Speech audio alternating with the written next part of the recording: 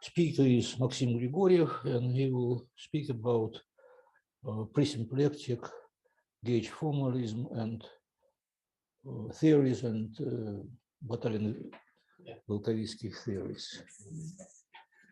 Something like that. Yes, exactly. So,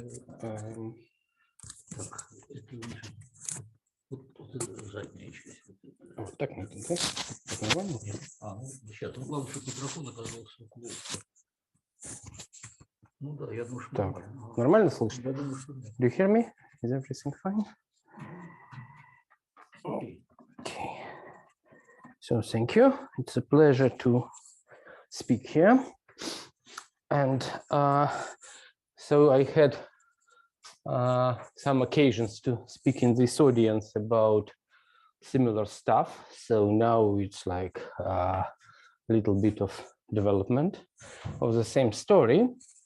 It's actually work in progress, not quite well formulated full theory of these sort of things, but the main structures already seem to be seen quite well, and also some interesting and not entirely trivial examples also exist. So I decided it's probably worth talking about this. But in any case, I'll need to give some introduction to explain, because the language which is traditionally used in the context of gauge theory, in this context of local gauge theories in terms of Batalin-Vilkovisky formalism and related things, is a language is quite different from standard language for PDEs, so it requires some comments to explain what means what. And of course, my idea is to attract attention to this sort of objects, which I believe are interesting geometrical objects, closely related to PDEs, maybe even more close than we thought. So, okay, this is the philosophy. So, what I want to start with is to remind you what sometimes what some people call local gauge theory.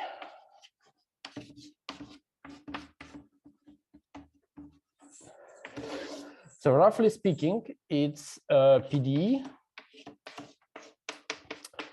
plus extra structures.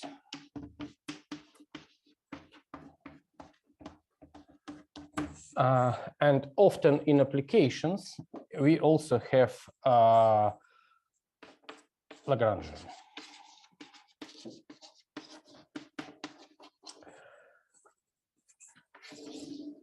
Okay, so just very briefly, for the moment, my main point is to discuss how this guy, or weaker version of this, can be encoded in terms of geometry of this. So my previous talk here, if I remember correctly, was about how to encode Lagrangian in terms of intrinsic geometry of PDE. So now I'll try to extend this to from PDE to these gauge PDEs. But in fact, historically, at least for me, maybe other people arrived to similar structures in a different way, but historically for me, I arrived to the idea of how to encode Lagrangian in terms of intrinsic geometry by studying gauge theories in precisely this BV-BRST formalism. So maybe it's even, so it probably gives an additional justification that by considering these sort of issues from different angles, you sometimes come up with something interesting. Okay, so let me very briefly recall you what we have here. So PDE, of course, we know what it is. So we have a jet bundle of some fiber bundle, which I call F because fields are sitting inside, and then there is a sub bundle, which is a prolonged equation, and all this is over over X. So this is projection, and for simplicity, I assume that my equation is also a bundle over X. And in terms of E, we know that everything is determined by Cartan distribution, which can be nicely encoded into horizontal differential, which acts on horizontal forms on jets or on E, and the one here is a restriction of this, the canonical DH on jets. This is a absolutely standard story. I'm sure I don't need to recall it. But if we have a gauge symmetry, in addition, we have what, I'm not going to define geometrically carefully what gauge symmetry is in these terms, because I will quickly switch to graded geometry language, which is much more adapted to this. But roughly speaking, the idea is that we have symmetries of our equations parameterized by generic functions of our base space. So we have gauge parameters, epsilon alpha of x, x are coordinates on our base space, and they each any function, any vector function locally, of course one needs to talk about bundles, but this will come up in different language. Any function, a vector function epsilon alpha gives rise to symmetry, which looks like infinitesimal symmetry, which look like if phi are my fields, dependent variables, then the symmetry looks like this. It is R I alpha A B A epsilon alpha. And this guy can depend on function on jets, dependent on jets, on x, phi, and derivatives of phi. And this is a symmetry of my equation E for any choice of parameter epsilon. That's what physicists, just some functions with these indices. These are, if you want, these are, or strictly speaking, it's evolutionary, it's symmetries. So for given epsilon, this is an evolutionary vector field on the equation, or on jets, which preserves the equation. Just a symmetry. So we have infinite amount of symmetries, but it's not just equation with symmetry. When physicists talk about gauge systems, what they are saying that actually we need to quotient somehow with respect to these symmetries. So once this extra structure sits on PDE, it changes the notion of equivalence. Because, for instance, if for some, for instance, for certain, I don't know, for instance, for first dependent variable, the transformation simply looks like this, epsilon. And this is a generic function of x. This means that by doing this gauge transformation, I can completely eliminate dependent variable phi1.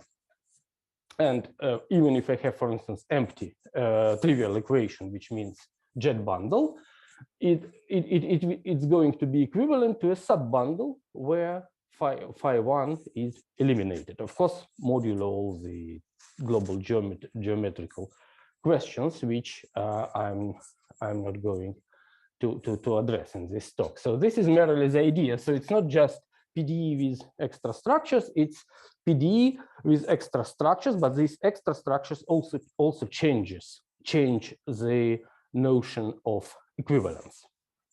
Okay, now I want to switch to different language, not to speak in terms of component terms, and not to define all this correctly, all these differential operators, etc. I'm going to switch to graded geometry language, and that's what physicists graded geometry call BRST, BV, formalism, whatever. I don't know what is correct language. And this is achieved as follows.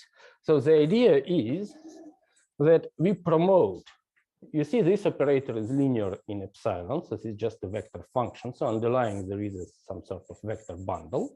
It turns out that it is very convenient to change the degree of this bundle. So what we do, we promote epsilon to graded, to coordinate of degree 1, and the degree following the tradition I call ghost. And this variable c, these new dependent variables, which is new dependent alpha. So this is just releveling, yes? We just change notation at this step. I prescribe to this guy degree 1 and ask these guys to anti-commute. But while it is linear, it does not matter. Commute, either it is commuting or non-commuting. Of course, I switch also somehow to formal. I mean, passing from epsilon to c, just change of notation. Geometrically, it means that I go, so strictly speaking, if I were more careful, I should have introduced vector bundle where epsilon are coordinates on the fibers, and then consider jets of this bundle together with my initial jet bundle. This is a different bundle. You should have introduced a different bundle to the original. Yeah, this one is a bundle of fields.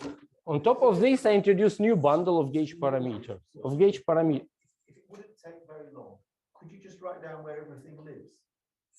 If it takes too long, then don't waste time. If it would not take very long, could you just write down who lives where? I mean, because where does PE live? Where? I mean, Okay. So I have my bundle f over x. Yeah.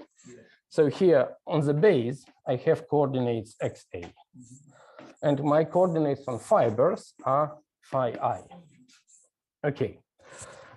Base is x or x, and x, small x's are coordinates on the base, not to forget what sits where. And then there is an additional bundle, which in this case is a vector bundle, which is, let's say, g for gauge, g over x.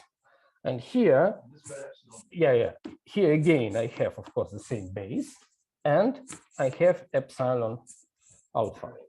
So what now of course, I take jets of both, and they can be also, it's only local, strictly speaking, they can be, but let's forget about this. When you write partial A, does that mean that you take the partial derivative of epsilon? Yes. Yes.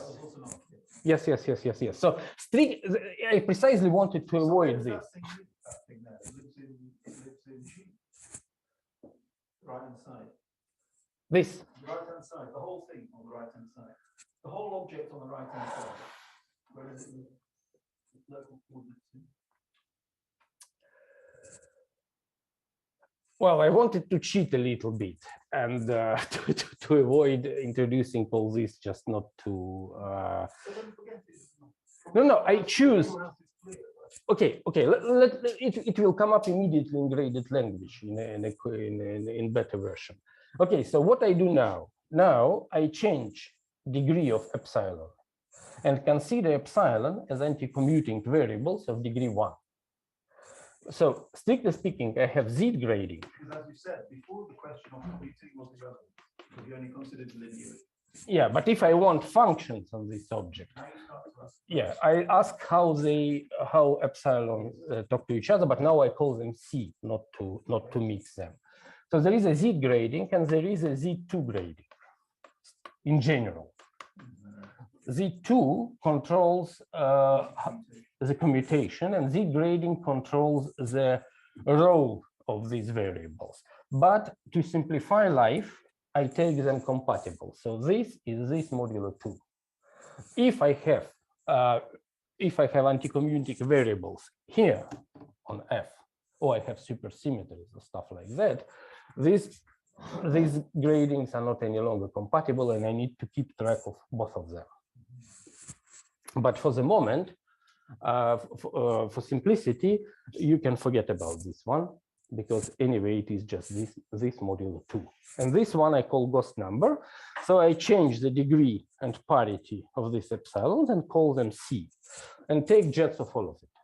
Okay, now what I can do, I can ask my total space, which is now J infinity of some extended bundle which comprises F and G,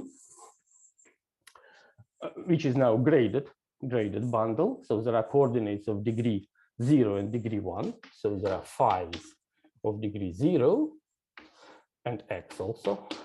And there are C alphas of degree 1. So, okay, now on this guy, I ask that I have a vector field evolutionary.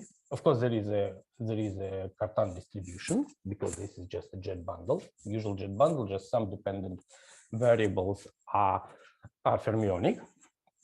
So, so I ask for an evolutionary vector field gamma,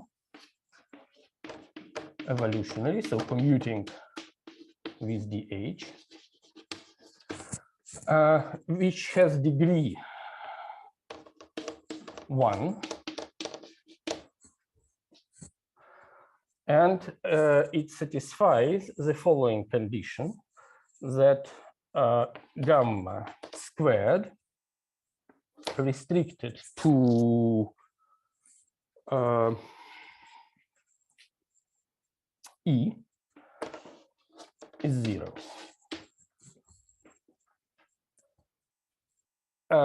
Okay, this requires some extra comments. You should have relations for C's because there is no equation on C alpha. There are no. Huh? There are no. Sure. In this setting, no, but then they will appear. In principle, they can be. But for the this so. Well, the relation is that the anti-commute. That's already one relation. Sure, but this I said by degree. But I think Iosif asked if I have differential equations imposed on C, right? In principle, that's exactly what I want to be able to do. But to begin with, I want to start with what people usually call gauge theory, where gauge parameters are unconstrained, which precisely means that these C are not subject to differential equations. So in the sector of C, you have just jets. Okay, so here is a comment. This restriction means I don't know how to write it. Naturally, this restriction means I don't restrict C, I only restrict phi.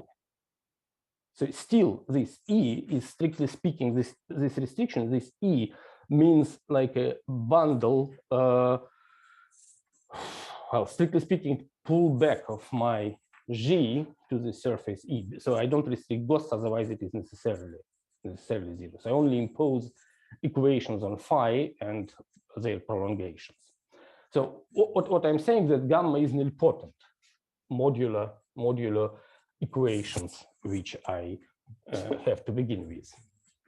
Okay, and this, in fact, this structure encodes almost everything that I need. Of course, it's not a most general, not at all, but I just want to explain some sort of motivation and relation with what people call gauge theory. So what gamma looks like, what gamma look like, and you will see this object immediately. So of course, gamma is evolutionary, so it is enough to know how it acts on just undifferentiated dependent variables. So we just need characteristic. And if we write gamma acting on phi I, undifferentiated phi, this should be an object of degree 1.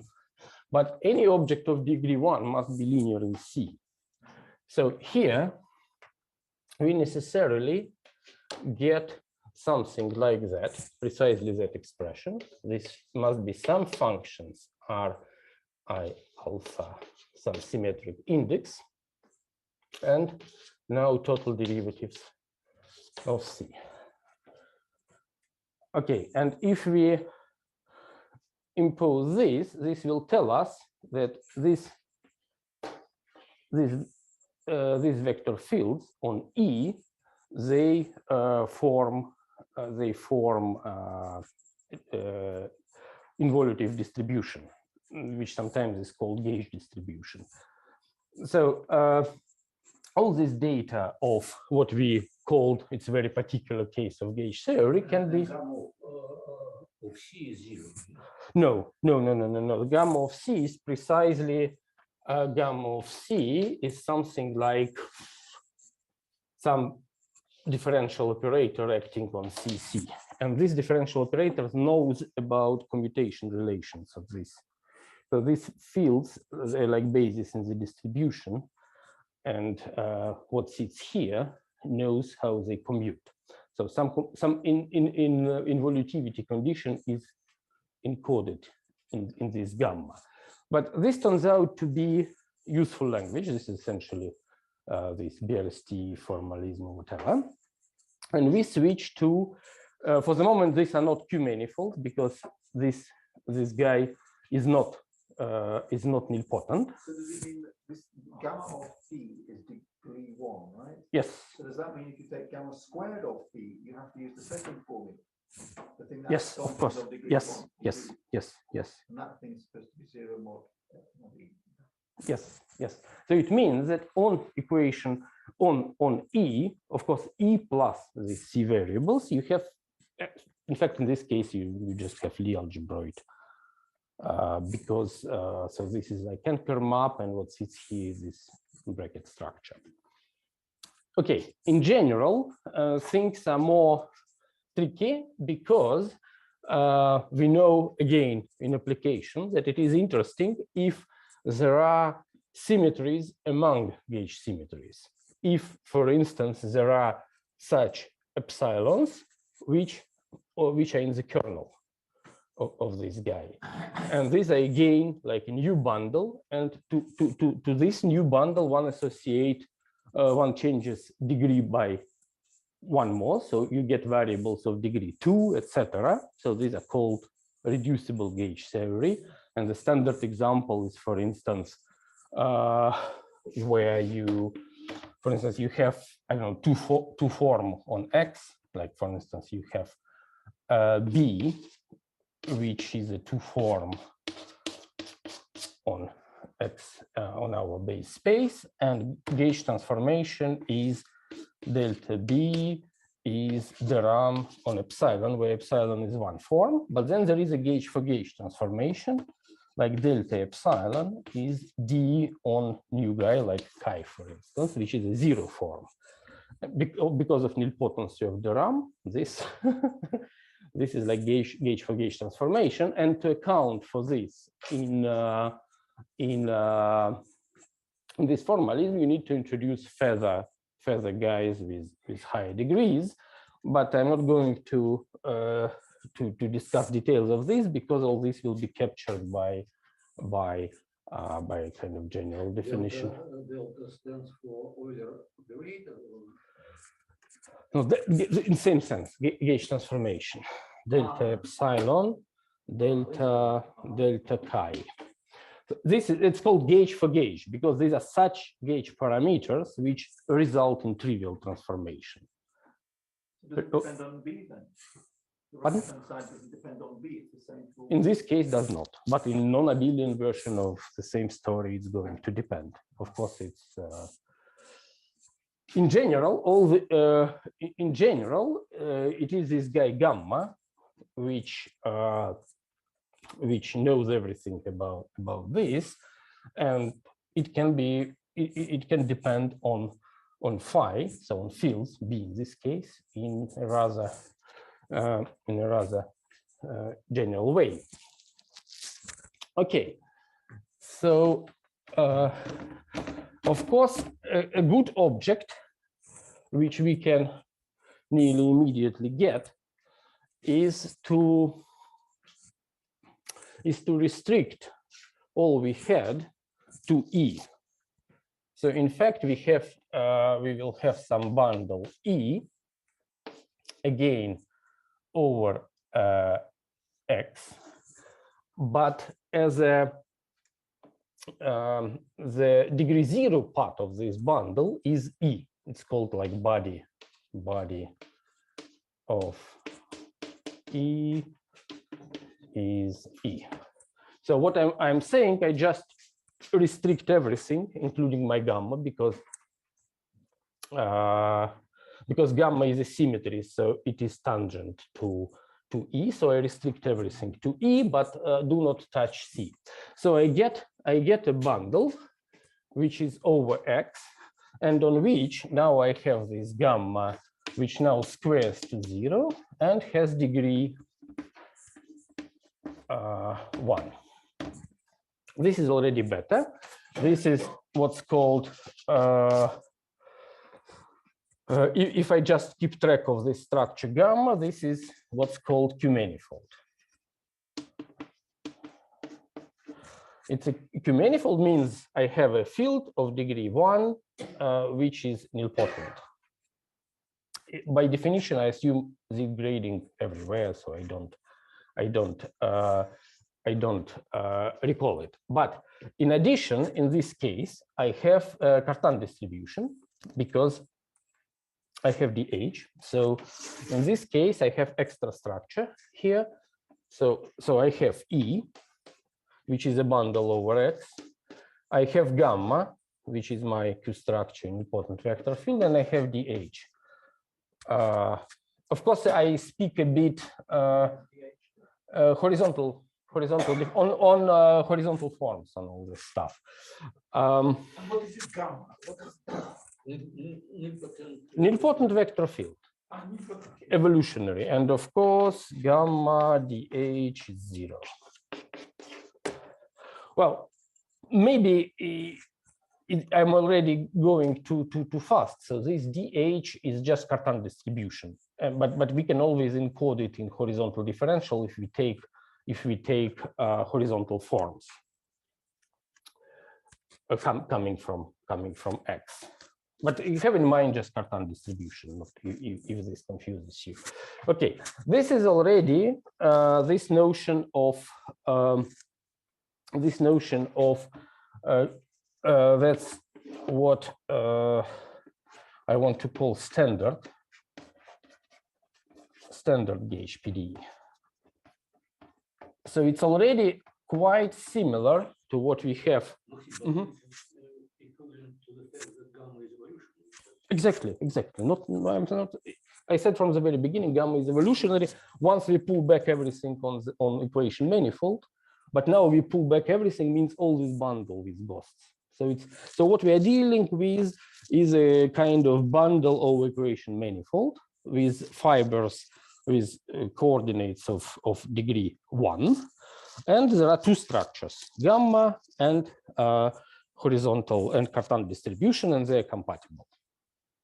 Okay, this look pretty much like what we have in the theory of PDEs. It's just PDE with extra structure. So we set a vector bundle. At the moment, we were forgetting that we had these C's that were obtained by special way. Just this structure. That's all. Okay. Yes. It was kind of motivation how you arrive at this. But the thing is that this structure is very restrictive. So there are two issues with this structure. First issue, suppose we are given with this structure. Can we actually reconstruct this PDE in terms of appropriate jet bundle, extract these gauge symmetries with unconstrained parameters? PD means discover DH. Pardon? Find the PD means construct PD means find DH. The PD is encoded in DH. Yes, PDE structure in this language is encoded in DH. If we forget about gamma, then of course we can reconstruct our PDE structure from this data, right? Because we know that we can define what are solutions. So when you say construct the PD, you mean find DH. Because if you're given DH, then it's fine. Yes. But still, sometimes I want to ask a question. Like for PDE, of course, you all know the answer to this question, but because this is a slightly different object, I want to ask a question. How can I realize my PDE defined in terms of the age, in terms of jet bundle? And what are solutions to my PDE? I know these are parallel sections of this guy, but this is different structure. Now I have also gamma, and I don't know where it comes from. So I want to be able to construct a graded jet bundle where I have an explicitly given PDE and explicitly given gauge generators, parameters, everything, like in textbook. And this requires some attention, because maybe this, if we don't ask that these gamma and graded variables come from jet bundle, maybe we are dealing with something else. It's not so, it's not clear, but this is only one question. It's kind of technical, but there is another question that if you really start to play these games in interesting. I'm sorry, but to be the way. So in our E, there are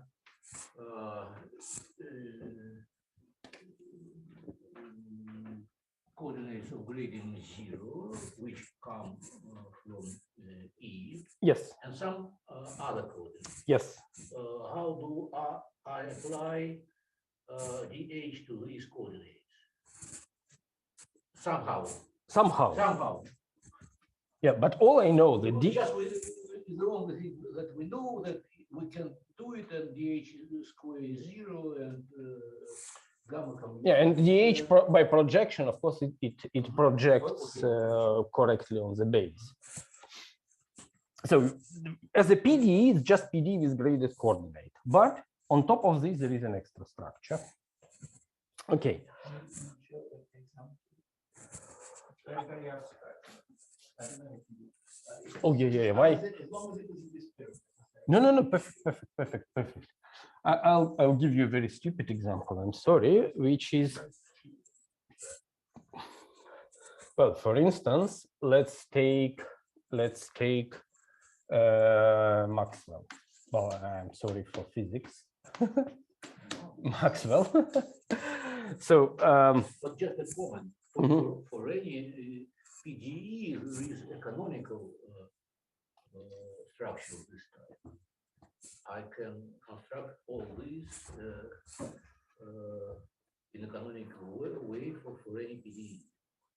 You mean construct gamma? Gamma, this extension E straight, and so on and so forth.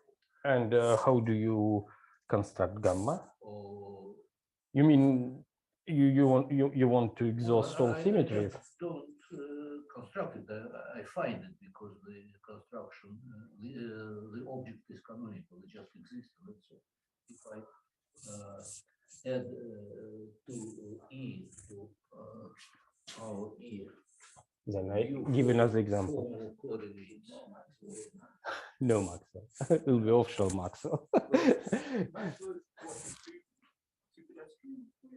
No. I'm just trying to answer both questions by the same example. So what you mean that if I'm given with PDE, I can in principle identify its gauge symmetries and build gamma out of it. Is that what you mean? I mean that for any PDE there exists a canonical object that possesses all these properties. That's all. Yes, I think you're right. Yes. There is one, and this is what this standard. Okay, this for Lagrangian system, that's precisely this construction of BE formulation. That's how it goes. You study relation in a compatibility complex relation between your equations. You identify neutral identities, and this gives you, in particular, gamma. For non-Lagrangian system, it's slightly different, but this is a very restrictive. Indeed, you can have canonical, but in applications, you often want to have object of this sort, which is not necessarily canonical. Yeah, I understand. Yes, and I want to have this flexibility, and I can give you example why, for instance. So, for instance, let's take indeed Maxwell field A mu of x, and do not ask for Maxwell equation. Take trivial equation, and then we take so jet bundle for this guy and define gamma, then we introduce, but we still introduce ghost C. So this is in degree 1, and take gamma to be such that gamma on C is 0 and gamma on A mu is just d mu C. Yes, one-dimensional of degree 1. Yeah, and of course, all jet of everything. So I'm just, it's equation, it's a trivial equation, it's a jet bundle, but I still define gamma. If you apply canonical procedure, for empty equation, any transformation is a gauge symmetry. So it means that I should have introduced gauge parameters to eliminate all components, but I don't want. I want to have the same gauge symmetry, total derivative. Bad notation? No, total. Well, it is covariant in some sense. Total derivative on jet bundle. Yeah. Just not to write d mu because we are on jet bundle, and it's enough to go on dependent variables because it's evolutionary, so we know how it acts on the rest. Of course, it squares to 0 because it is evolutionary. We have dh with gamma is 0. So this is what. And the reason gamma squared is 0 just because it's one-dimensional anti-Coulomb variable. Yeah. If you want Young-Mills, you will get extra with Lie algebra here, and this is off-shell Maxwell, for instance. Off-shell in the sense that we really don't take Maxwell equation. Pardon? dh is just dx mu d mu.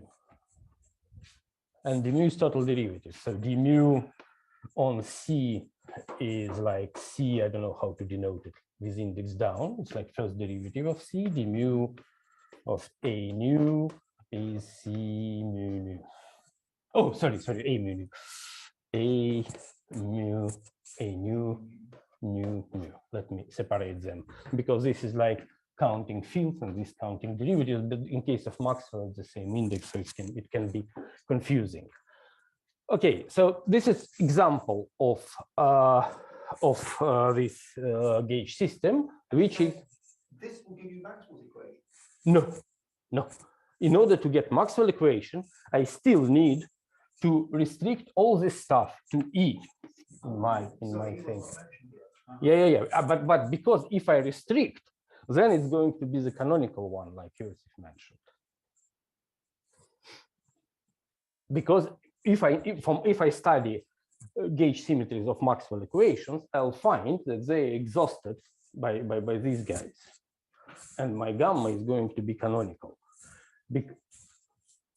But if I don't impose Maxwell equation, but still impose these gauge symmetries, which are probably natural geometrically, then it's not a canonical object. So there is a freedom. I can always take gamma equal to 0 or gamma equal to canonical 1 or some intermediate choices. And these are different objects in this, if you want, category of this local gauge system, so standard gauge PDEs.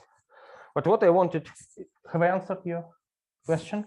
What I wanted to say that this definition, this notion is not flexible enough. It's not interesting because it doesn't add much to what we know. It's kind of straightforward.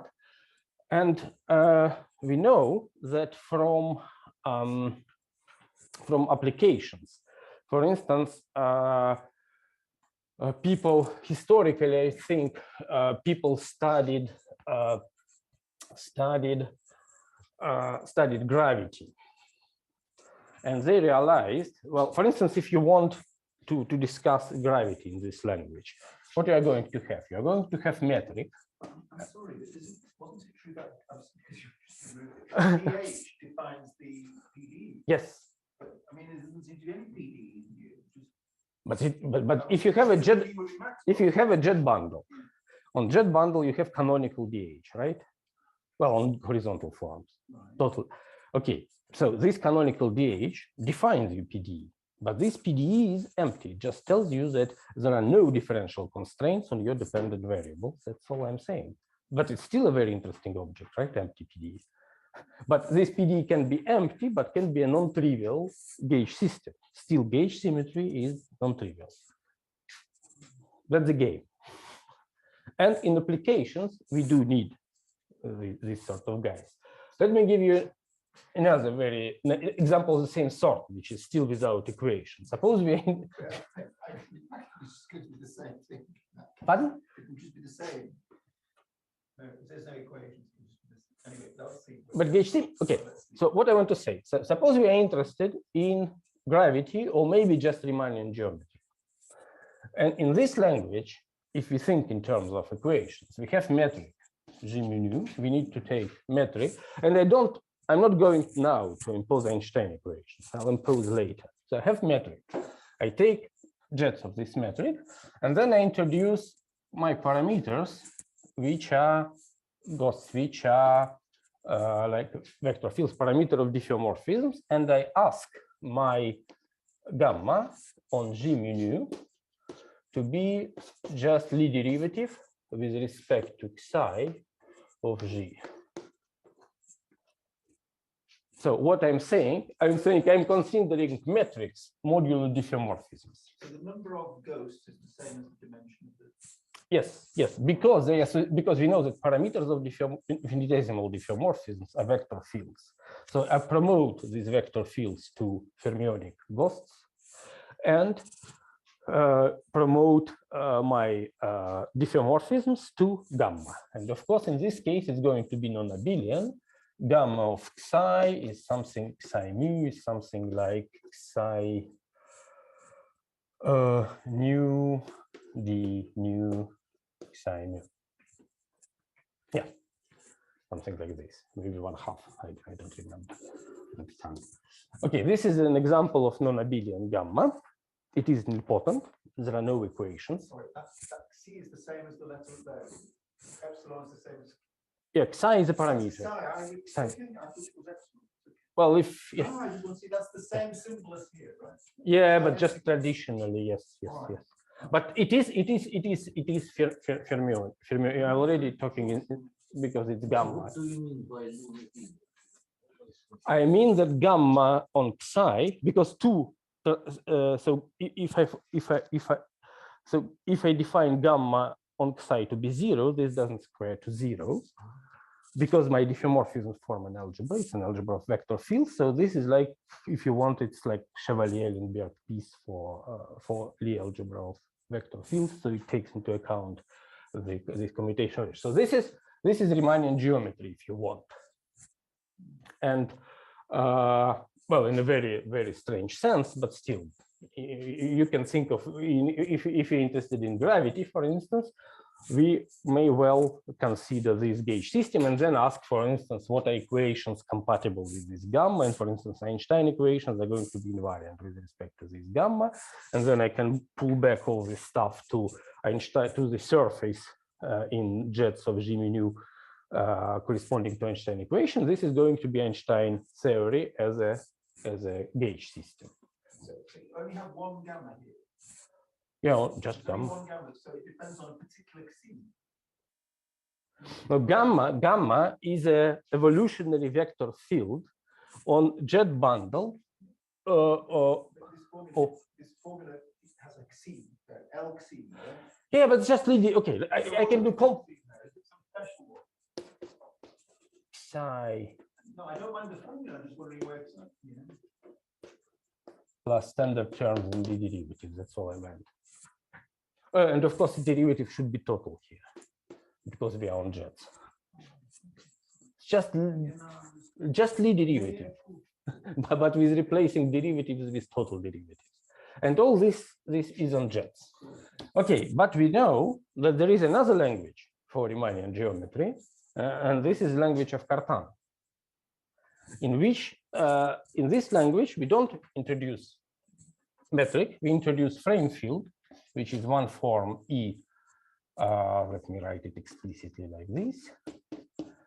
And we have what physicists call Lorentz connection. These two guys are components of Cartan connection of Poincare group. Omega mu AB, antisymmetric in AB, dx mu. So there are two fields, E and omega. And there are structure equations of Cartan which read like the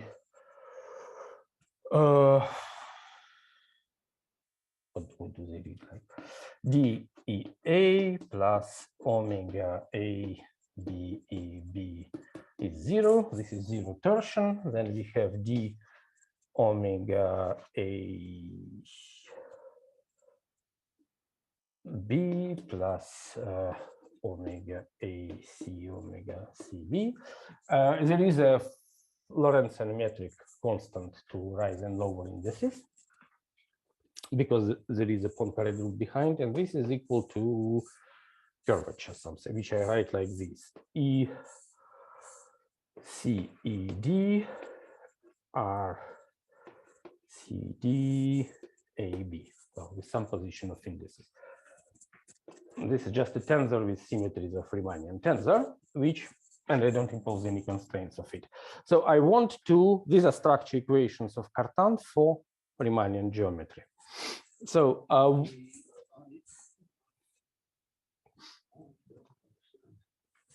E's and omegas are functions. yeah. This, of x. All are. So how can it be the differential of E equals to some function? Well, here these are one forms. E is a one form and omega is one form. The ram on one form is a two form, which is wedge, of course, wedge product here. That's probably what confused.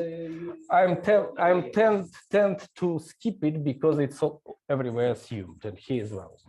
Right. So both sides are two forms. Okay, if I again no differential equations besides these. So R is unconstrained. Of course, you can derive some consistencies on R, but still I can describe Riemannian geometry in terms of frame field, in terms of this Lorentz connection, or if you want, these are components of Cartan connection of Cartan geometry associated to or modeled what it is called by Poincare over Lorentz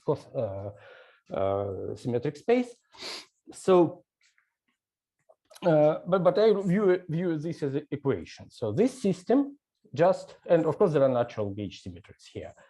I need also to strictly speaking to define gamma to fully give this picture. But if I want to relate, so I have like this gauge system and this gauge system, and if I want to go from one to another, this language is either not applicable or not, but for sure not, maybe it is still applicable, but it is definitely not convenient and not efficient because, for instance, if you want to derive Cartan version of the same system, you'll need to guess in some tricky way that you, out of your metric, which is like 0 form, you need to arrive at some 1 forms. With tricky, you really need to recover Cartan geometry out of this usual Riemannian geometry, and and in applications it is needed because people like in supergravity, etc. in physics, they are very much interested in this sort of formulations of gravity and its extensions. So I want a formalism which allows me to relate explicitly this and that, for instance. And of course, it's easy, well, retrospectively, it's easy to guess what you are going to do to have it. You are going to mix, to take a total complex here, to take a total differential and total degree. Because here there are 2 degrees. There is a Gauss degree, which is raised by gamma, and there is a form degree, a differential form degree, which is raised by horizontal differential. So there are horizontal forms and there are Gauss. And so there is there are 2 Z gradings. So what one can do is to take a total grading. And once you take a total grading and forget about this decomposition into ghosts and forms, of course, you arrive at much more flexible notion, but it turns out that this more flexible notion is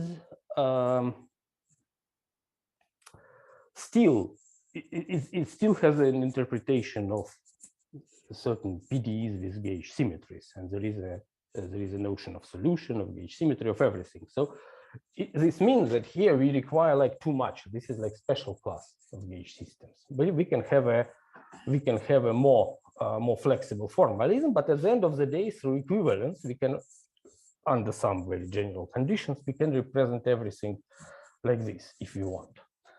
Okay, so the notion is this definition of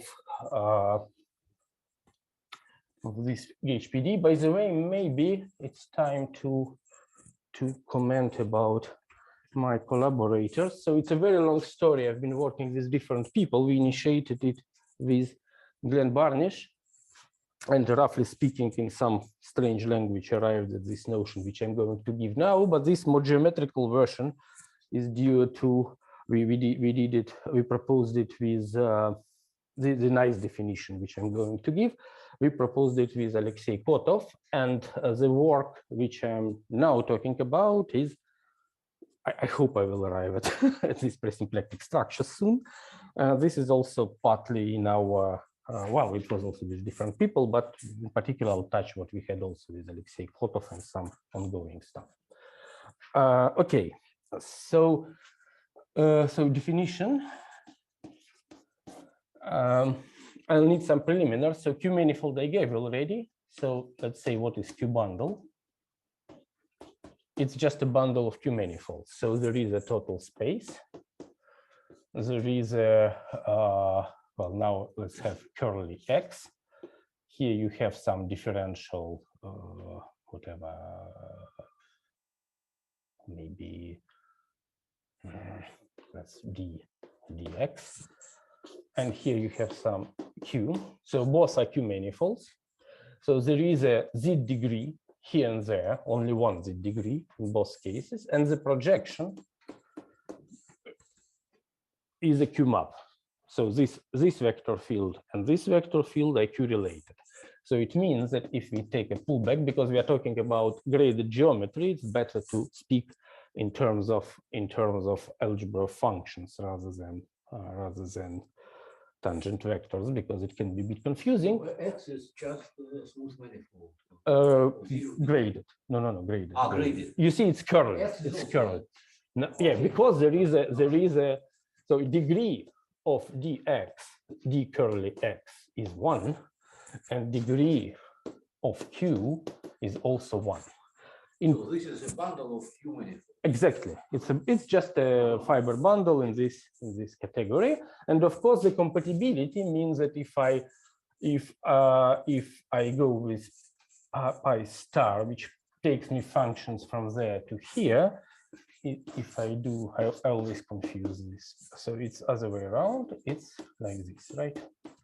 So this means that these vector fields are Q related. Compatibility between projection and Q structures. So projection is a Q map, right? Or it's a chain map of complexity of functions. Where is our Q and dx. Well, maybe I should have, sorry, I would, let's put it this way, qx or small q. Oh, like this. Not to confuse with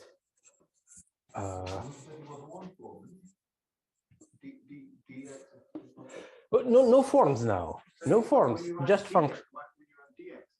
Yeah, that's why I replaced it with small q, not to confuse. It will. Where does it live then? So it's graded manifold with homological vector field. And this is another one.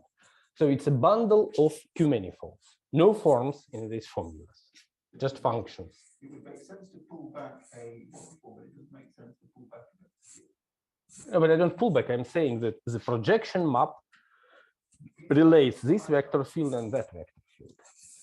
It means that you keep Yeah, that's what it is written. bulk projects to you. So yeah. I act with small q and then pull back to the total space. Or You act on a function. yes, of course, both sides go. Well, vector fields are first order differential operators, right? It is what Leibniz. Okay, so this should be understood as follows. I apply both sides to a generic function on the base.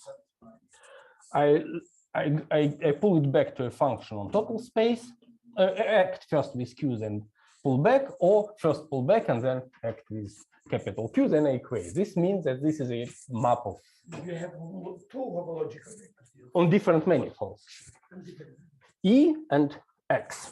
Okay, so this is a Q bundle, and same way there is a concept of Q section. It's the same, but other way around.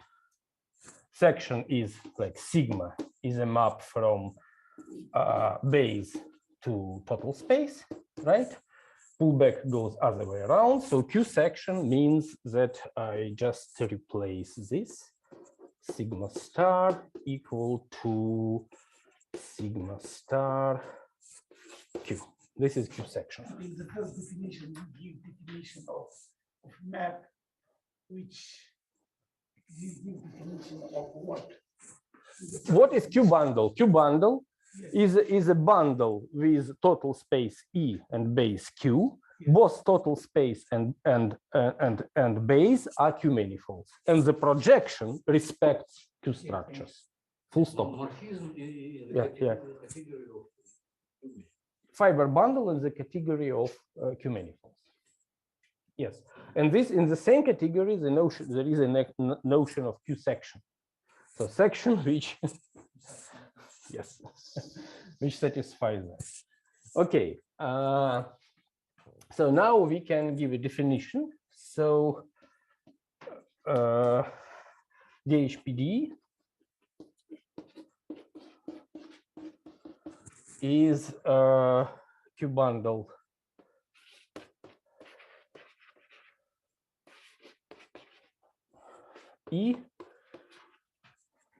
EQ over T1 X dx. That's why I didn't want to put dx in the general definition, because I'll have a special one. So what it is, let me explain. So what is this? What is this? What is this? So our base is now not X is a real manifold, just differentiable manifold. T1X is a tangent bundle with shifted by 1 degree. Algebra of functions on this guy is just an algebra of differential forms. Just a fancy way to say, so I take the RAM complex, algebra of differential forms, and call it Q manifold, because it's a graded manifold. Its algebra is a graded algebra, and the RAM differential becomes a vector field because it is first order. Shift degree. This 1 means I shift degree. I have my fiber, usual tangent bundle. My fiber is just again real manifold, right? For vector space, no matter how you consider it. And then you shift. So it means if you take functions on your fiber, the coordinates in your fibers do not commute, they anti-commute. And you prescribe degree. So these are precisely the x's. So you speak about differential forms. So good idea to think about graded manifold is just as an algebra of functions on it, which is graded commutative. Well, it depends, you do both, but here it is tangent. But the RAM is on tangent. Exactly, it's but yes. But I avoid simplifying by saying that I have only 1 degree. I don't talk about super manifolds, I talk about graded manifolds, I think. But in general, if you want something sufficiently fancy, you need both. Okay, but of course it is super manifold, so yes, but graded, but I consider it as a graded manifold. So morphisms are different. Okay, so this is a definition plus some words. Words of the same type as you do when you define your PDE in standard. Because if you take something infinite, if it's finite dimensional, everything is fine. If it is infinite, then you can end up with quite a weird object. So you need to make sure that in some sense, it's like you ask your PDE to be embeddable locally into JetBundle as a normal PDE. Here, you should also mumble something of the same sort. Otherwise, you can, for instance, even if you don't have real gauge symmetries, you describe usual PDEs, then you can end up with something weird, this diffiety or what you call it, which is not a good equation. You need to assume something, that it is equivalent to something reasonable. And but this because it's not point of my talk, I don't want to get into these difficulties. Also, I don't have much to say. But there are examples in physics, by the way, of objects which are these gauge PDEs in this sense, but it looks like they do not correspond to any reasonable PDE. So no jets, no Nothing. Okay, so it's very similar, but you can think of Q as an analog of DH. So it's like when your distribution has a different dimension in general, or even infinite dimensional than your fiber. And also there are additional gradings. Okay, how usual PDE is, let me just recall and switch. I need to switch to Lagrangian story. To presymplectic structure. How do you get usual PDE? It's very simple. It's where in your fibers, so your E, like for instance, locally your E is fiber times your base, right? Locally, of course. So suppose that F is normal manifold, no graded coordinates. So all degree comes just from differential forms. Then, pardon?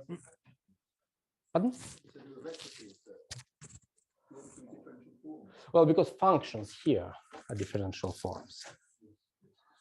So it's only, but now I want to say theta mu, not to confuse and not to overload notation for the RAM. I call this guy, this is identification, I call coordinate of degree 1, also to save chalk, not to waste it on. Okay, so functions here, just functions on x of x and theta. So these are, of course, differential forms because thetas are anti-commuting. The RAM dx, which I have here, is just theta mu d over dx mu.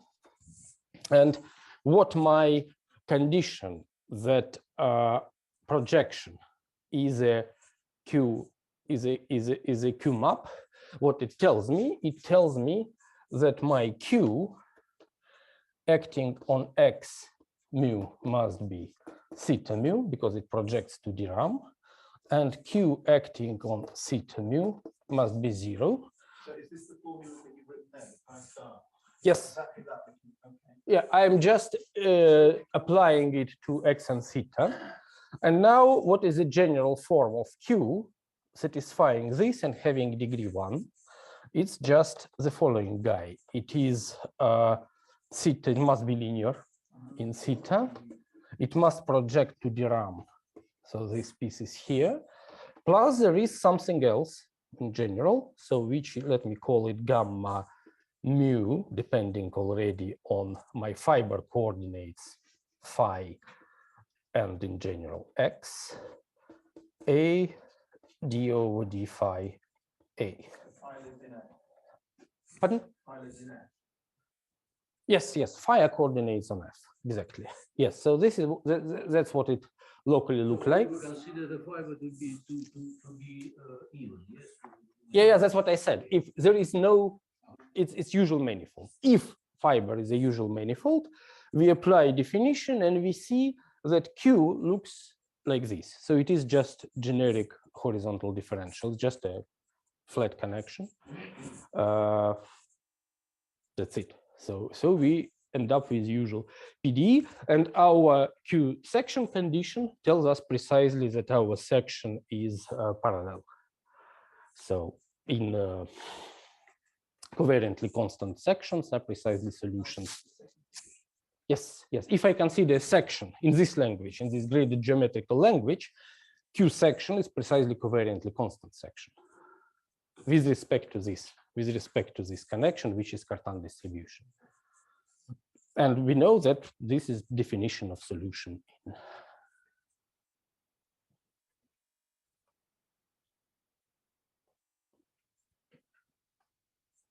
And any such Q is nilpotent, yes? No, this is a condition. It must be nilpotent that the connection is flat. The respective distribution is involutive. Yeah, it's involutive distribution, yes, which projects properly on the tangent to the base. Okay, and in this fancy language, once we get variables of degree 1, 2, etc., we get some extra terms which are precisely these, can be traded for like this gamma. So general case is just when in F you have variables of non-zero degree, positive degree. But in fact, you can also ask for negative degree. And this corresponds to, and if you ask in addition that you don't want cohomology or cohomology of Q in negative degree, roughly speaking, then this corresponds to what is called, like in Batalin-Vilkovisky, we have both negative degree and positive degree coordinates. Positive degree is just 0 or 1 because an element of Z2. Well, I gave an example, just the simpler situation. At the beginning, you mentioned you have Z and Z2, and you have degree 0 and degree 1. Isn't this exactly the element in Z2? No, in Z. I just, for simplicity, I did not introduce ghosts of higher degrees, which corresponds to these reducible gauge symmetries. Gauge symmetries for gauge symmetries. In general, there is a Z grading. Natural assumption is it is bounded from above, and Z by 0 from below. But in fact, you can allow also for negative numbers.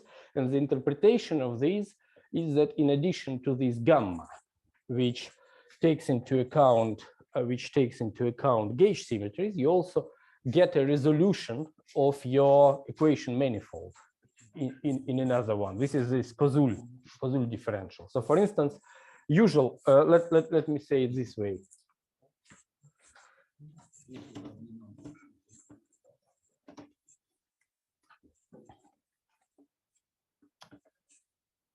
So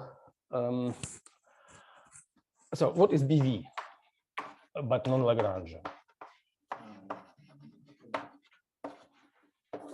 You don't see? Pardon? It will come.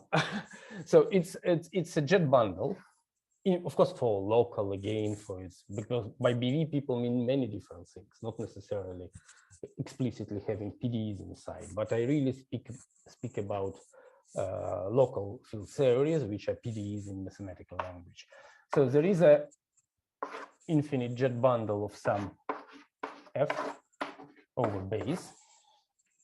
Here you have degrees -1, 0, in general 1, 2, -2, well,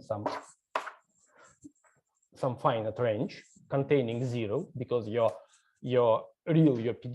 underlying PDE sits in degree 0, and your differential, there is an evolutionary vector. Of course, on this guy there is a DH because there is a Cartan distribution, but in BV your differential can be, roughly speaking, written like this: delta plus gamma plus mo, and this mo is and S squares to 0. So what is the role of delta? Delta is a Koszul, in general, Koszul-Tate differential for which you need variables of negative degree, which gives you a resolution of your equation manifold as a surface in the jet bundle.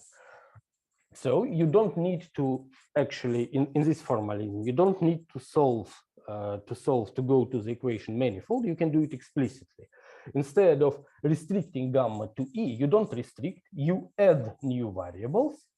You add delta, which gives you a resolution of your equation manifold. And you combine all this into unique differential, and then you prove, because this is a good resolution, then you prove by some sort of spectral sequence, very naive one, that cohomology of this S is cohomology of gamma on E.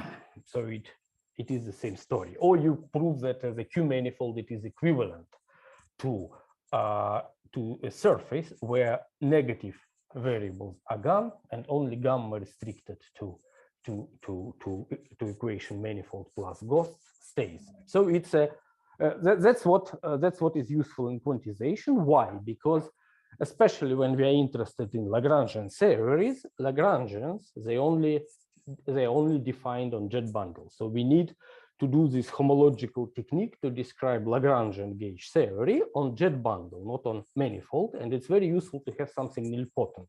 And this is achieved by adding variables and adding extra differential. And now S squares to 0 and gives us a correct resolution of the system we have. And if we really have, then it's also a good moment to say that. Oh, time is running.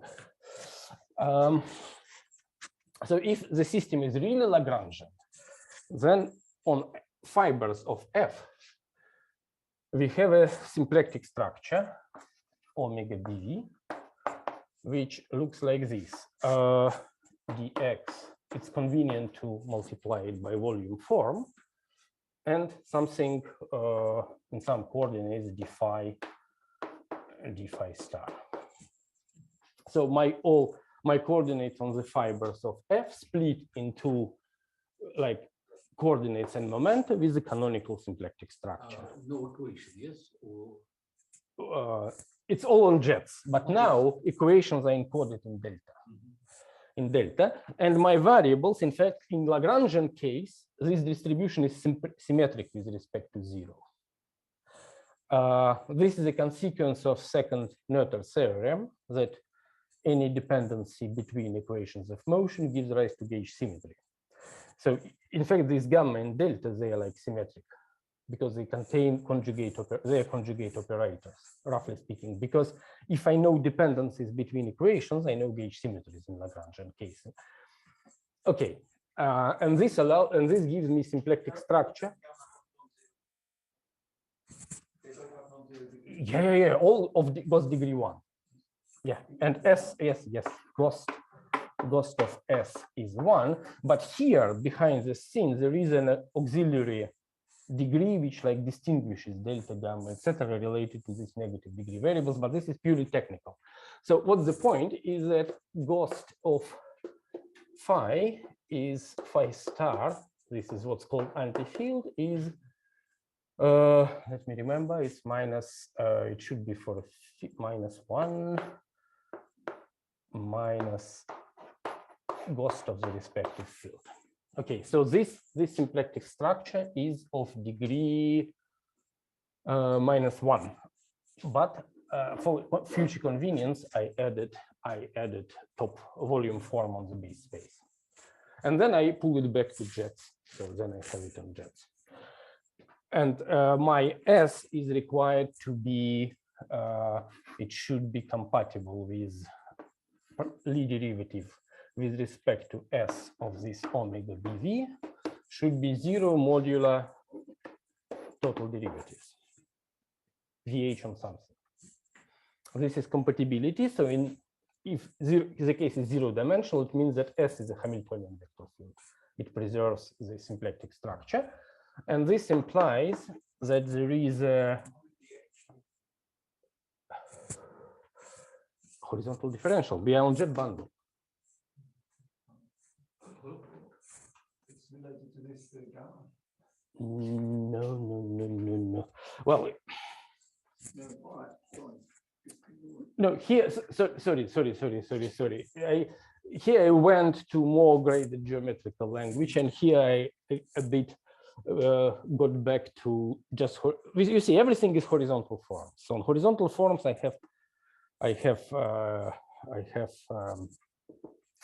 have horizontal differential, which is canonical on jet bundle. I just have it.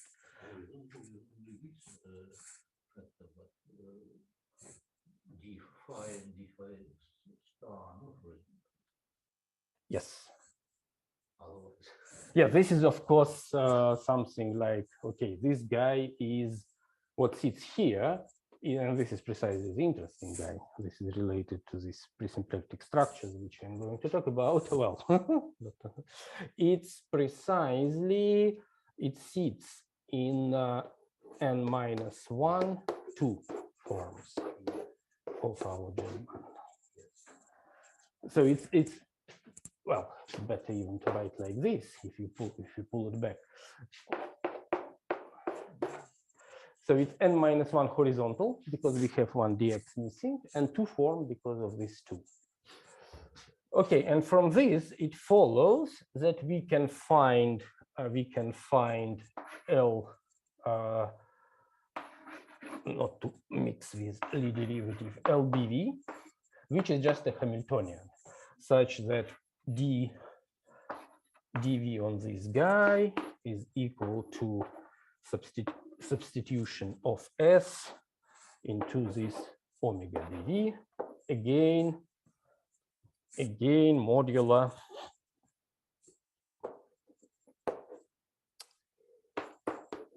dh and something. So this is the definition of Batalin's Lagrange. Yes, this is yeah, integral of this LBV. Integral understood as a projection in this naive. It's BV master action, or BV action for short. And of course, if we introduce the bracket associated to this symplectic structure, you will have that this SS BV is dH of something. This is master equation. dV. Vertical, yes. So this is n form, n is dimension 0 and 0. So we go with dv, we get n1. Here, this is n, and this kills 1 vertical, so everything is compatible. And how we come from this to usual? For example, here SS equals BH, usually DSS. Or my question is. No. It is perfect. Yes. So how we come from this equation to usual? And what is it? Is usual BV. Yeah, but in usually BV SS equals 0. No. Well, if you take projection to local functional, and this is extremely important with all boundary terms sitting here. It's not 0. It's not 0. That's all the. In fact, it's the BRST charge which sits here. If you quotient by DH exact module total derivatives, it is 0. But it is total derivative, and in applications, in fact, we need to keep track of all of this because typically we are interested in something with boundaries, etc. But of course, I don't go to that direction. I don't have much to say, but this, in fact, one of real motivations of these studies is to do a full-scale extension to manifolds with boundaries, to study these holography type relations and things like that. Okay, and everywhere you meet these boundary terms, descent equations, determining them, etc. Okay, so this is BV, and the drawback is that with BV we know everything is perfect, everything is nice, but we are tied to jet bundles, because even if we forget all this gauge and BV story, we know that if we want Lagrangian if we want variational equations, we don't know how to define Lagrangian in terms of intrinsic geometry of equation manifold. In some cases we do, and for instance, possible construction for this. I've been talking in this seminar, on this seminar some months ago. So my main aim now is to try to, in the remaining time, to show how to encode Lagrangian, the BV Lagrangian, in terms of geometry of gauge PDE. That's the. Again, I don't pretend that I have a full solution to this issue, but there is an interesting construction, which in the case of usual PDE, if there is no gauge, gives back what we discussed some months ago, which I call intrinsic Lagrangian construction. And in case of gauge systems, it also works nicely, and there are even some unexpected interesting facts. Again, full theory is not yet published and not yet even fully done, but the proposal is very simple, and there are interesting examples, including, for instance, Einstein gravity, where this works in a very nice way. Okay, so let me recall you what things look like if yeah, and I forgot to say that just BV formalism for the moment without symplectic structure also fits into the notion of gauge PDE, but in this case to embed BV formalism into this notion, we need to allow for negative degree variables in here to keep this homological resolution of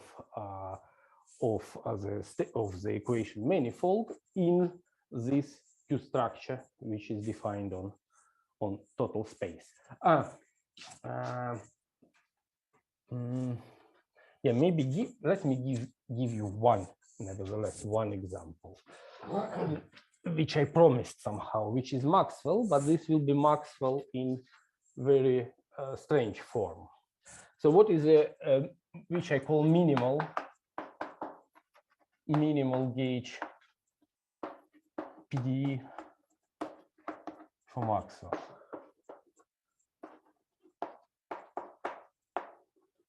And in physics, it is known some sort of these formulations people study. This is similar to unfolded of Misha. The crucial word is minimal. So what it looks like for Maxwell. So we have T1x, our base, where we have xa and theta a variables. These are like the axes, and we have fiber. In the fiber, we have one ghost variable, so this sits in degree 1. Then we have variables, bunch of variables in degree 0, which looks like this: fa bc, fa bcd, etc. It's an infinite series of guys like this. These indices are symmetric, and the total symmetrization gives 0. So this is antisymmetric. In terms of Young tableau, these are guys like this. Who likes it? So this one index is A, and all these indices are these guys, and total symmetrization gives 0. This guy is antisymmetric. Okay, and what is Q? Q of X is, of course, theta. Q of theta is, of course, 0. Q of C is theta A, theta B, FAB. And then we have Q of FAB is equal to theta C, FABC. And similarly, you just get more indices. Sorry, you go further, but it's not interesting for us. It trivially extends to the rest. So why I mentioned that the formalism where you distinguish degrees, form degree and ghost degree, this formalism is not flexible enough, because you can't write things like that. You see, you go on Ghost, and you get something which is a two-form geometrically from space-time point of view. So you really mix the form degree and Gauss degree, because now Gauss degree is a total degree, and I don't have horizontal forms as independent entities. And it's very easy to see that if you, well, maybe I don't have time to, it's two-line exercise to see that if you consider Q section condition, you will find that this C. All the F's have to be 0. Yes, yes, yes. These are, of course. So our F, big F, Yeah. had two types of indices. Yes. Divided by radical. Yes. And here we have nothing. In the definition of Q. Yeah, I just don't write how it goes on. No, I mean Q of C. Action of Q on C. Well, Yeah, but these are contracted. yes, but where is the second? Ah, you mean this? Ah, Sorry, I forgot to put for two indices. It's kind of obvious. I understand. Yeah, they're contracted. Yeah, that was all the point of the example, that you mix ghosts with forms. What was initially horizontal forms on the what were basic differential forms on our base space, because thetas are like dx's. Now they are mixed with C. And for instance, when you consider section and you apply a pullback map to your section, because degree, this is of degree 1, it must be preserved. So it should look like A of x, theta A, must be linear in theta. And this is the maximum field, which we recover as a component of a map applied to this graded object. So you see, somehow we lost our Maxwell field in this. Here there is no, in our gauge PDEs, there is no Maxwell field. There is only one ghost, C. But when we consider map, which must preserve, because it's a map of graded manifolds, it must preserve degree, the only variable in the fiber of degree 1 gives us a one form. And this one form is precisely the one for Maxwell field. And you see, we like recovered what it is correct geometrically, because we know that Maxwell field is a one form, we like it. And now it comes precisely in this way. Okay, and yes, I forgot to say, yes, yeah. Strictly speaking, the Maxwell equations. What a very, very good question. I forgot to tell you that if I just say this, what I said, because I forgot something, then it's not Maxwell. It's the same off-shell Maxwell, which I gave in the beginning. No equations. In order to have Maxwell, these tensors should be totally traceless. That's where the equations sit.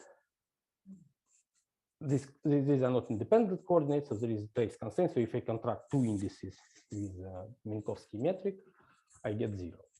And that's where the Maxwell equation come from.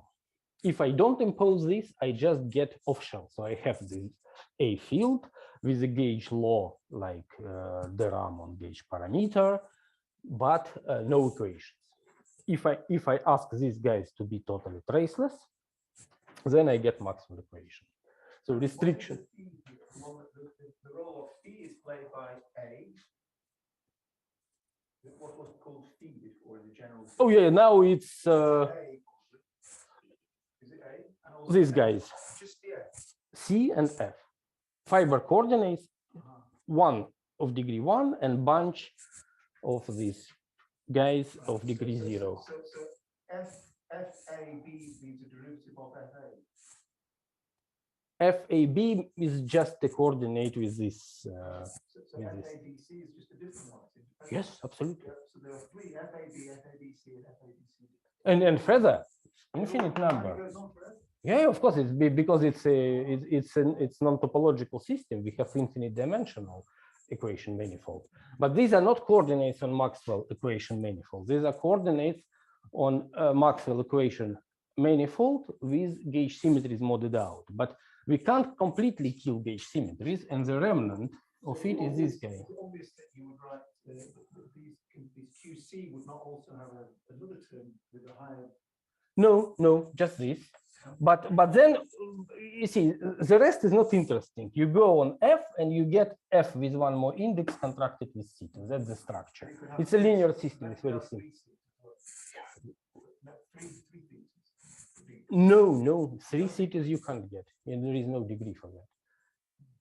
Well, I just so the rest is not interesting. So the next guy is Q F A B C is just theta, of course, up to coefficients F A B C D, yeah, etc. That's it, and it is linear, so nothing may happen because it's a linear system. In interacting in nonlinear, of course, it's much more tricky. Okay. Okay, this is the example I wanted to give because I think it's quite simple and characteristic. So what do we know about Lagrangians in intrinsic terms? Let me recall you that if you are dealing with usual PDE, not gauge PDE, just PDE, which is E, which is a bundle over space-time X, and on this guy we also have DH on horizontal forms. On this thing we have DH, which encodes Cartan distribution. We know that solutions to this PDE are covariantly constant sections of this bundle, because covariantly constant with respect to this connection, because DH is a connection. And how can we encode Lagrangian? Of course, Lagrangian you can pull it back to E, because Lagrangian initially is defined on jets. You can pull it back to your equation manifold, but it doesn't make much sense. Typically, it is just 0 or something like that. So you need a substitute, and something what Lagrangian defines is so-called presymplectic structure, presymplectic current.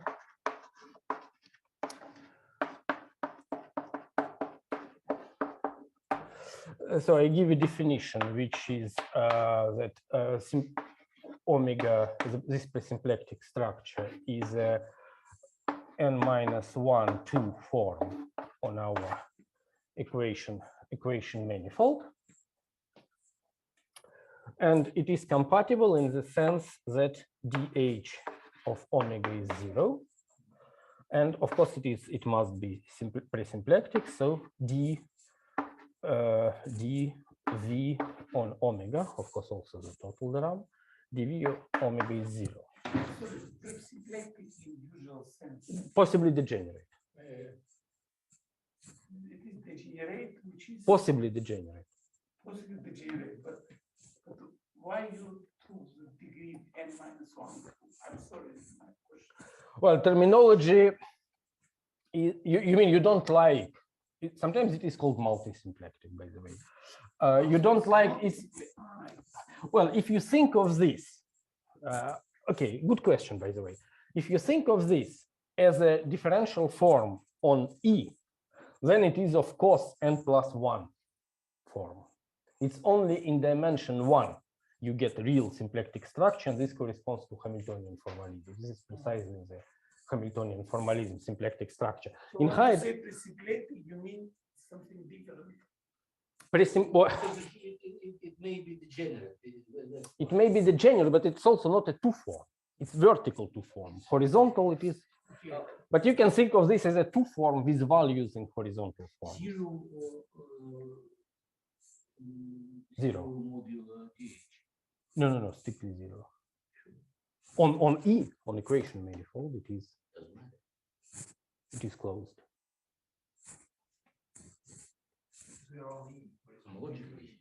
No. On E, strictly 0. On jets, of course, it is not. Okay, how it is induced by Lagrangian. So what you do is, suppose you start with jets where this equation is embedded and where you have genuine Lagrangian. Then what you do, you write dV of your Lagrangian form is Euler Lagrange differential of your L, minus dh on something. This just by integrating by parts. This is your Lagrange derivative. So that's what you get. Then you pull back everything. Let me put hat here because it is on jets. Then you pull back to your equation manifold. You pull back this to equation manifold. This is 0 on your equation manifold. If you apply dv to both sides, you get 0 here, and you get dh dv chi, which is 0. And your omega is just dv on chi. This is presymplectic potential. dv on chi, and this restricted to pulled back to equation manifold. So it is of the form dv of something. So because dv is important, this is strictly 0. Okay, with this.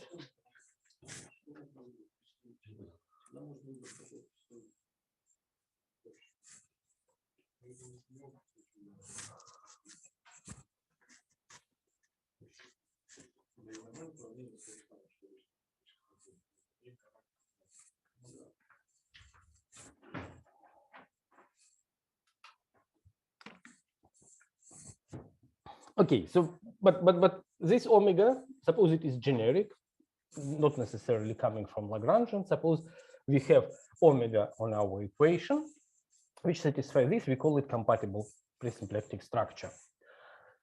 Okay, then what you can do, you can form an action functional, which looks like this. It's integral over x. It's a functional of sections of our equation. So sigma is x to e. And this is just sigma star of chi plus L. I'll tell you what it is. So because d omega is 0, because dh and dv, then omega, you can show that omega locally, of course, it's as usually the action is local, is d of chi plus L, where chi is roughly speaking the same guy. So dv chi is omega, and L is determined by this equation. L is from n0, form like this. You solve this for L. You know that your omega is dv. Because dv is locally acyclic, you know that your omega is dv exact. So there is an next term, and dv on L gives you is equal to something, consistency. So actually, okay, you find this guy. In the case of Lagrange, if this comes from Lagrangian, then this small l is just a pullback of Lagrangian to the equation manifold. Okay, and there is this simple. This on equation, yes. L is a top form, yes. Chi is n-1 form. Yes. Omega, yeah, of course. Yeah. I see. So chi is n-1 of E, and omega is n-1 2 of E. Yes.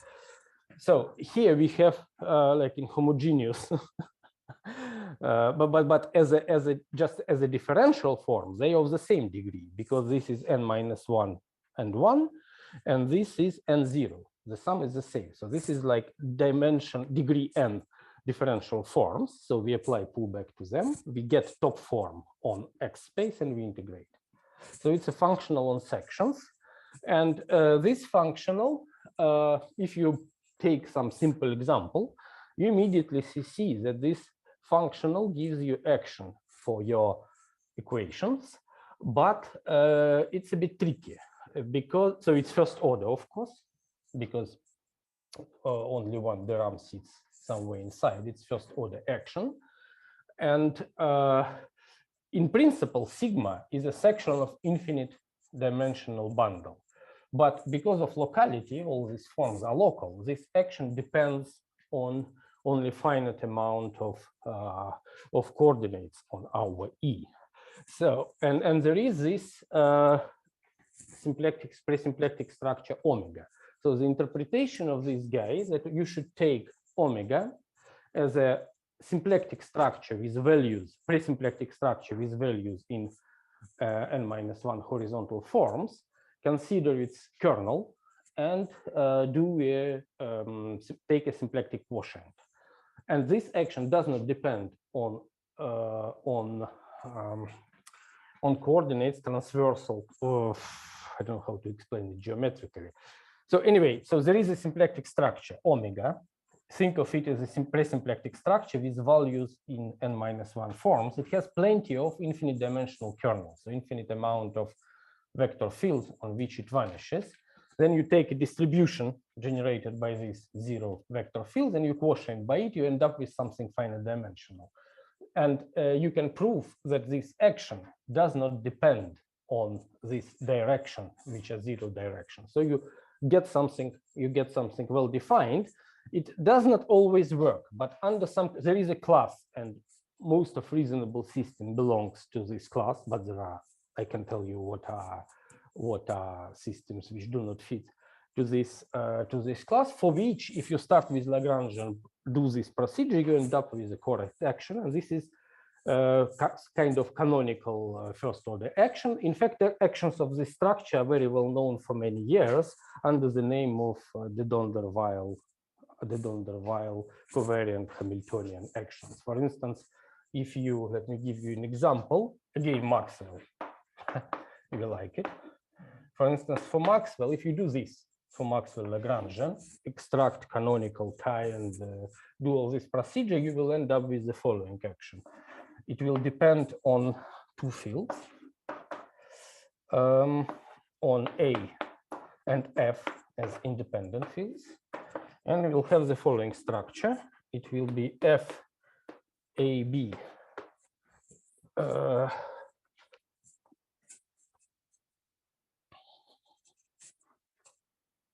FAB dA AB minus dB AA, something like, well, coefficient I can't control, FAB. It's the Donder-Weil action for Maxwell theory. It's first order. It has this specific multi-symplectic form. So if you consider equation, if you take a variation with respect to f, it tells you that f is equal to dA, then you substitute back, and because of coefficients, you get precisely f into f squared, where f is expressed in terms of a. So it is equivalent to Maxwell action.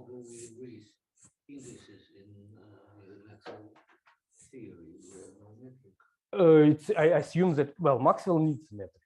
It's on Riemannian manifold, and for simplicity, I take it to be Minkowski, not to introduce covariant derivatives and all these extra things.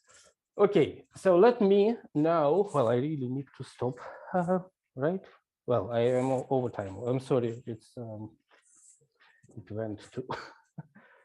Okay, I can summarize in 2-3 minutes. Is that fine, or we need to stop? What do you think? Okay, so I'll give an answer and I'll discuss it. So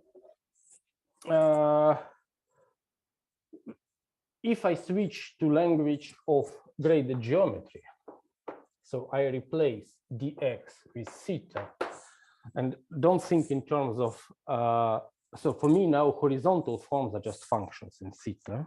It's a question of language, nothing happens. But one has to be careful when switching language. This is a language I used for the PDEs. Then this action can be rewritten as follows. It is S is integral over sigma star of chi. But now all forms which were like, for instance, n-1, they become just one form, because this n-1 just means that they're homogeneous of order n-1 in theta. So it becomes Gauss degree of these forms. Again, degrees are mixed. So it's sigma, so it's a one form. I pull it back, and now the integral goes over T1x. Which means just integration of differential forms. I pull back chi by sigma star. I obtain one form on T1x, right? Because it was one form on the total space. It's a one form on T1x, and one form I can evaluate on a vector field, right? So what I do, I evaluate it on dx. That's the first term, because I have a vector field canonical, which is the RAM differential. So evaluate this one form on this thing, and the second term is sigma star of h, where h is, if you want, kind of generalized Hamiltonian. I'll tell you what it is. It is zero form of degree n. So Ghost of h is n, and form degree is on total space of my equation. Okay, so what is h? H is chi of dh, because now horizontal differential is also just a vector field, right? Minus L, same L as before. Okay, this is Hamiltonian. So it's a object of Gauss degree n. I pull it back to the base, which is T1x. It is an object of degree n, so it's a top form. I can integrate. There is a canonical integration. And this is just a rewriting from this in supergeometrical language. Okay, the statement is that if now in here I replace dh with q on generic Q bundle, and of course, okay, there is one trick. On generic Q bundle, I don't have connection, the standard connection. So I don't have decomposition into horizontal and vertical, but it is still bundle. So I can consider vertical forms, which is a quotient of all forms by non-zero degree forms, or something proportional to, roughly speaking, dx d theta, right? So I have vertical forms, but I need to pick representatives, the equivalence classes now, right? Okay, so and now my symplectic structure, all I need to say here that it's not, it's a vertical two form. There is a vertical differential which annihilates it as an equivalence class. So here, indeed, as you were saying, there is in general something horizontal. Horizontal means coming from the base, because we don't have connection in general. And this is replaced by Lie derivative with respect to Q. So this is compatible. And now it is really two form, because all our horizontal stuff went to thetas. So it's a two form of Gauss degree n-1. Like this, and now I can obtain again chi and L. I can solve the same descent equation, and here is an action. And this action now looks exactly, this is of the sort, that's how we arrived to it. This is AKZ type action. People studied this in the AKZ sigma model, and in fact, Q-bundle is just a slight generalization of this AKZ models, but people studied them only in topological things. Okay, now you can ask me, this is action, and but I promised something like BV. I want like BV action, and I want symplectic structure, which is like in BV formalism, symplectic structure. Where do I get it from? And in fact, you do. First of all, you replace this map with supermap. You know, when you map graded manifolds, the normal map preserves degree, but you can consider generic map. For instance, when you write sigma star, like in the case of degree one variable, which was ghost like in Maxwell example, I wrote you this is A of X, theta A, because this sigma was a map of graded manifold. What is supermap? Supermap, naively, I don't know how to explain it mathematically in a proper way. I better would phrase it in terms of superjets than I don't ask these tricky questions. So what is sigma star of C is just the same. It's C naught, which is 0 form, but of degree 1, plus the same guy here. Let me write it better. A theta A. Now this guy is of degree 0, plus there can be further guys, generic. There can be some C2 AB of X, theta A, theta B, and this guy is of degree -2, etc. So we like activate all possible coefficients which map our graded manifolds. And so indeed, if we have two graded manifolds, the space of maps between graded manifold is not a graded manifold. Yeah, yeah. Well, it preserves in the sense that these guys compensate degrees. Plus -2 theta is degree 1. So the combined is degree 0. Oh, you are right, -1. It is -1, yes. Yes, so and automatically negative degrees come into the game, and there is a deep reason for this, because they precisely like give you Koszul resolution for this covariant constancy equation. Okay, so when I replace, let's put hat to indicate that this is supermaps. If I put here these sigmas, I get some S, which depends on all these component fields, including non-zero degree ones. So it looks pretty much like Batalin-Vilkovisky master action. But then you can ask a second question: what is where the symplectic structure of Batalin-Vilkovisky comes from? And this is also, at least in, I don't know, invariant characterization of theories for which this works. Only, roughly speaking, there should be no differential consequences of your equations of lower degrees, some sort of this stuff. But anyway, in all normal gauge theories, it works, and in a nice way. And where symplectic structure comes from? Indeed, we have this omega, which is two-form, this guy, on our equation. Then we consider the maps from, we consider supersections, guys like this. So what are them? You can locally, you can decompose them into, you can consider maps, supermaps, let's put it this way, S maps from T1x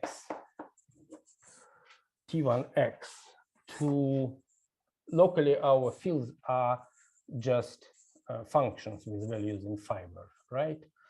Into our fiber F. And we can decompose them as usual maps from X to maps, S maps, from this odd to this degree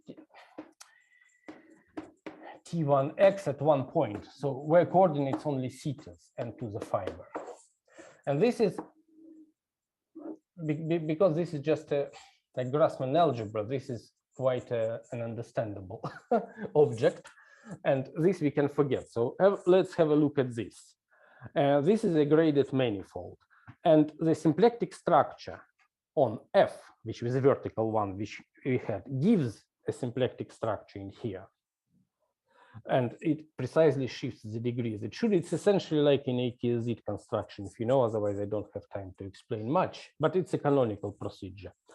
And then you take a quotient with respect to, you take a symplectic quotient because it is highly degenerate. Typically it's infinite dimensional, and you take a quotient with respect to zero modes of this symplectic structure, and you typically end up with something finite dimensional. And the miracle is that on the symplectic quotient, it is non-degenerate. And the miracle is that this precisely gives you the canonical BV symplectic structure for this model.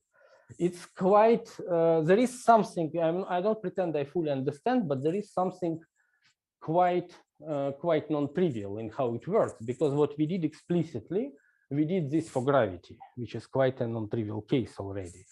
And we found a very nice representation of Batalin-Vilkovisky in terms of precisely by this formula, where the symplectic structure is extremely simple, the Q is extremely simple. There are, unfortunately, I don't have time to talk about this in details. So it kind of, it does something non-trivial, I would say. And I'm afraid I really have to stop. I have to stop here. So the message is that at least there is a construction which is very general, geometrical, preserves all the degrees, etc., which gives the construction of BV formalism real on jets, not on some crazy manifold. It's like it gives genuine BV formalism out of gauge PDE equipped with a presymplectic structure. Of course, if this presymplectic structure is very degenerate, this BV formalism will have nothing to do with the original equation. But if it comes from the genuine Lagrangian formulation, for most of examples, we don't have a good theorem when it works, when it does not. It gives back the BV formalism as the symplectic quotient of this, essentially of the lift of this symplectic structure to superjets of this equation seen as a graded bundle. Okay, so I think I have to stop. Thank you very much, and sorry for taking so long, but I realize that it's probably better to explain something rather than rush to ununderstandable.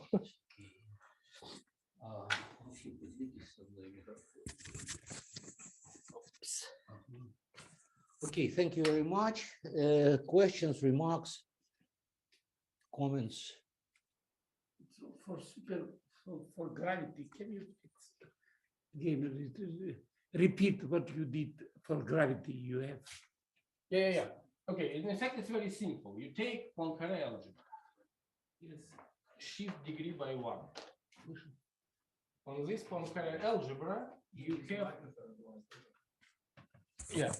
you have Q, which is just Chevalier-Lindbergh of which is roughly speaking CC structure constant DODC, where C are ghosts of this. Plus, you have of course some extra coordinates in degree 0 which do not play a role because they are in the kernel of symplectic structure. And then there is a symplectic structure, very simple, omega, which looks like this.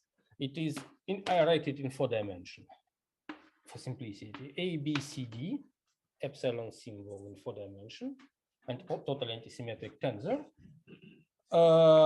Psi A, D, psi B, D, rho, CD, where psi and rho are coordinates on Poincare algebra associated to translations and to Lorentz rotations. So it is invariant. You can check that LQ of omega is 0. And then but it is not even regular, this guy, because you see it's linear in psi. Then you consider space of maps from T1x to here.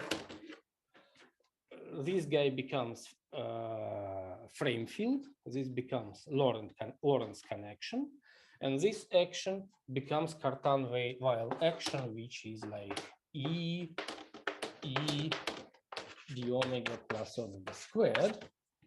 But what is funny, if you extend it to supermaps, you get all the fields and antifields automatically just from this formula, like in AKZ. But the price to pay is that the symplectic structure is degenerate. But because frame field should be non-degenerate in the gravitational interpretation, it is regular. So you can take a quotient, and on the quotient you get genuine BV for Cartan form of gravity. It's a bit of a miracle, I have to say. because you don't do BV. You see, it's like what you do in topological models with EKSZ, where there are some miracles, but only topological, everything is finite dimensional. Here it's really genuine gauge theory, but everything works the same way. The only thing is that this symplectic structure is degenerate, and you need to take a quotient, and then you end up with BV. That's the statement. Thank you. Okay, thank you. More questions, more remarks? Okay, then, thank you very much. Thank you. We meet in a week at the same time.